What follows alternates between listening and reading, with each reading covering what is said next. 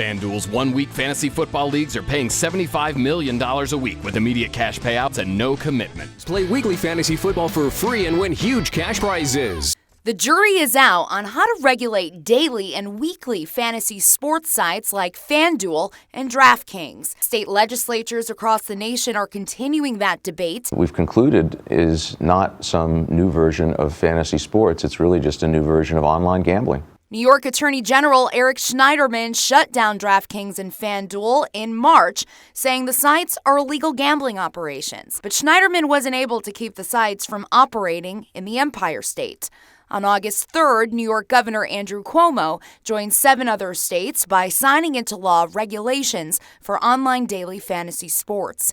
New York requires the companies to register with the State Gaming Commission and to pay a 15% tax on gross revenue. The online companies hope other states will follow suit.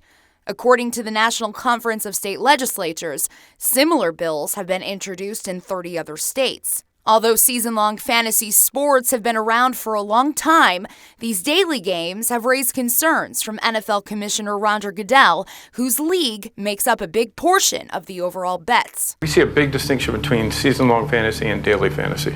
I want to make sure there's proper consumer protections. That's important for us, and I think that's something that's missing from the current structure. FanDuel and DraftKings allow players to buy into short-term fantasy contests that last a day or a week and offer an immediate payoff.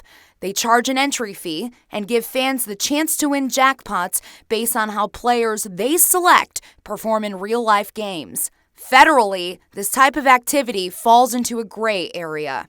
Under the 1992 Bradley Act, sports betting is legal in all but 4 states. But under the 2006 Unlawful Internet Gambling Enforcement Act, it exempts online fantasy sports from a national ban. But as far as the states go, legislators must consider whether daily fantasy sports leagues are games of chance or skill. The sites say they're a game of skill and willing to pay state taxes to enforce that notion. But a state like Nevada, where gambling is legal, disagrees. They say FanDuel and DraftKings are a game of chance, so they're considered gambling.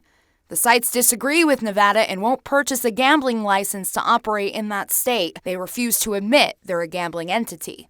The companies want states to consider them a game of skill, so they can claim a piece of the market. Not to be able to operate in New York would have been a big loss for us. New York is our second largest state. As I mentioned, it's a fantastic sports town. Both sides, though, want states to sort out the federal law gray area to clear up legal uncertainty. For the states that have legally regulated the daily fantasy sports sites, they're hoping to cash in on the new source of tax revenue. Sarah Pilla, One America News.